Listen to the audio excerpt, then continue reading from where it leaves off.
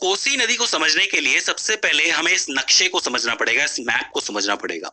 इस मैप में आपको नेपाल नजर आएगा, नेपाल के पास आपको भारत का सिक्किम नजर आएगा और सिक्किम के पास आपको भूटान नजर आएगा। अगर आप पूर्वी नेपाल की तरफ देखोगे तो उसके नीचे आपको बिहार नजर आएगा। ठीक इसी हिस्से के अंदर कोसी नदी बहती है। सबसे ऊपर नेपाल की तरफ आप देखोगे तो यहाँ पे आपको पहाड़ मिलेंगे माउंट एवरेस्ट। माउंट एवरेस्ट पहाड़ सबसे ऊंचा आपको पता है। यहाँ पे आपको तिब्बत मिलेगा जो कि जुड़ा हुआ है इससे, और तिब्बत के पास सिक्किम में आपको मिलेगी कंचनजंगा की चोटी।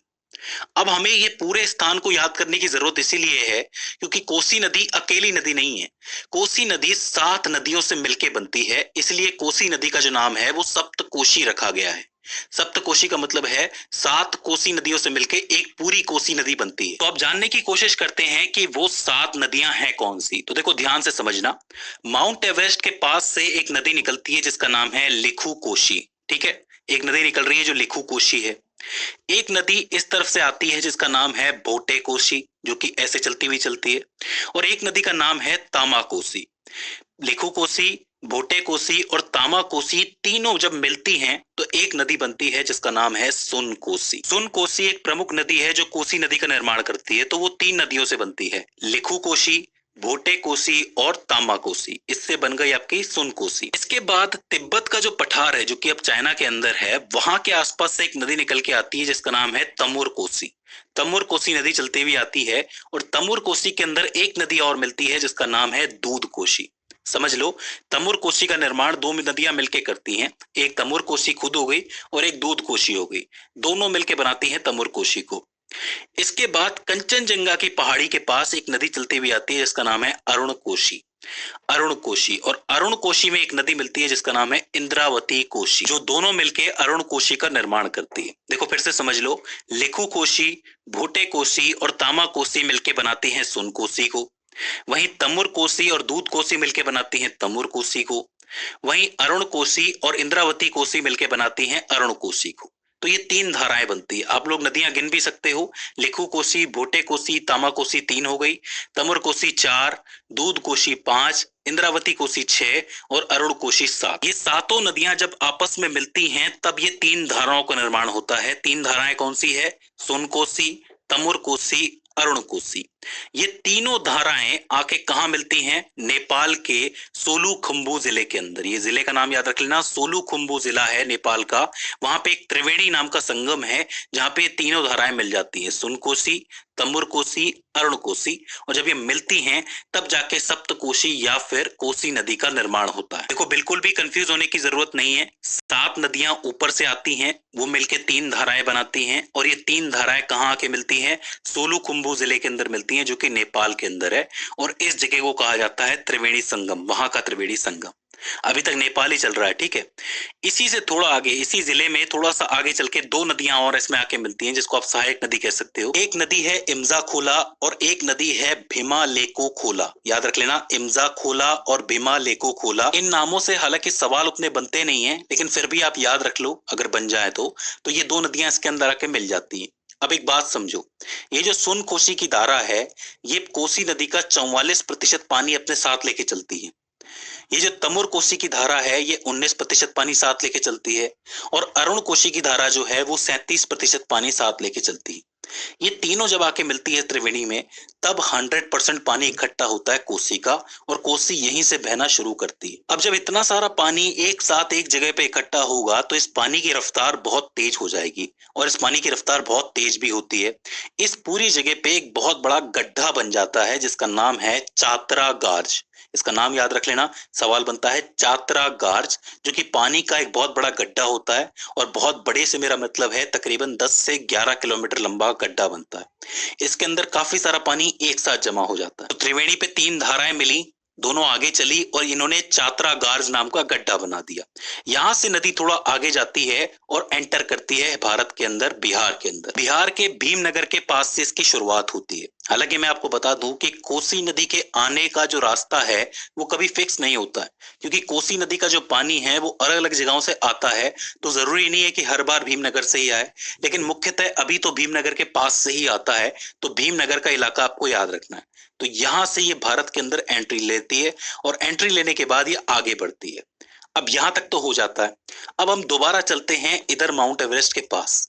माउंट एवरेस्ट के पास पहाड़ों की एक श्रेणी है जिसका नाम है महाभारत श्रेणी।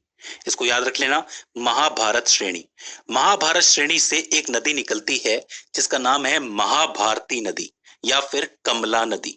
इसके दो नाम हैं, महाभारती नदी या फिर कमला नदी। मोस्ट कॉमन नाम जो है वो कमला नदी है, उससे सवाल ज्यादा बनता है तो याद रख लेना। ये नदी बहती हुई आती है। इस नदी में तीन सहायक नदियां मिलती है। सबसे पहली है सोनी, दूसरी है ढोरी और तीसरी है बलान। तीनों का नाम याद रख लो, सोनी, ढोरी और बलान। ये तीनों नदियां कमला नदी के अंदर या फिर महाभारती नदी के अंदर मिलती हैं और ये एक जिला है बिहार का मधुबनी। मधुबनी जिले के अंदर ये एंट्री लेती है और मधुबनी से ये आगे बढ़ती है। भारत में आने के बाद कमला नदी सीधे किस में जाके मिल जाती है? कोसी नदी के अंदर मिल जाती है। तो एक तरीके से कोसी की सहायक नदी है कमला नदी या फिर महाभारती नदी। उसकी भी तीन सहायक नदियां हैं, सोनी, ढोरी और बलान नदी। इसको याद रख लेना। अच्छा, ये दोनों नदियां मिलती कहां पे है? पीपरा घाट के पास। इस बात को याद रख लेना, पीपरा घाट के पास इनका मिलन होता है। और फाइनली आगे बढ़ते बढ़ते ये कहां पहुंचती हैं? कटिहार जिले के अंदर पहुंचती हैं। कटिहार के कुर्सेला के पास ये गंगा नदी में मिल जाती है। कौन सी नदी? कोसी नदी। तो फाइनली कौन से जिले में आके मिली है कोसी नदी गंगा से? कटिहार जिले के अंदर मिली है। इसको याद रख लेना। तो ये जो कोसी ने सफर तय किया है, इस दौरान कोसी की जो कुल लंबाई हो जाती है वो 729 किलोमीटर हो जाती है। तो एक बार फिर से समझ लीजिए कि 7 नदियां हैं जो माउंट एवरेस्ट, कंचनजंगा की पहाड़ियां और तिब्बत के पठार के आसपास से निकली हैं। उनसे 3 धाराएं तैयार हुई हैं, सुन कोसी, तमुर कोसी और अरुण कोसी। ये तीनों मिलती हैं त्रिवेणी पे सोलखुंबू जिले के अंदर, नेपाल के अंदर। वहां से ये बहुत बड़ी हो जाती है और एक गार्ज का निर्माण करती है जिसका नाम है चातरा गार्ज। और वहां से ये भारत के अंदर एंटर करती है भीमनगर से।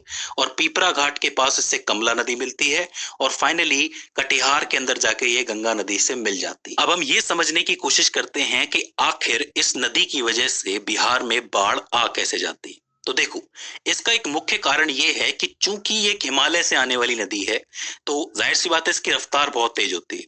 अब जिस नदी की रफ्तार तेज होती है वो अपने साथ बहुत सारे मिट्टी बहा के लाती है। मिट्टी कह लो, गाद कह लो, तो वो जो मिट्टी और गाद है जो आती है वो इस नदी के अंदर जमा हो जाती है। भाई एक समय तो ऐसा भी आता है कि नदी की रफ्तार स्लो हो जाती है तो वो मिट्टी लेके चल नहीं सकती, तो थोड़ा आगे चल के मिट्टी को छोड़ देती है। मिट्टी छोड़ने से क्या होगा कि आपकी जो नदी है उसकी गहराई कम हो जाएगी, क्योंकि मिट्टी भर गई है।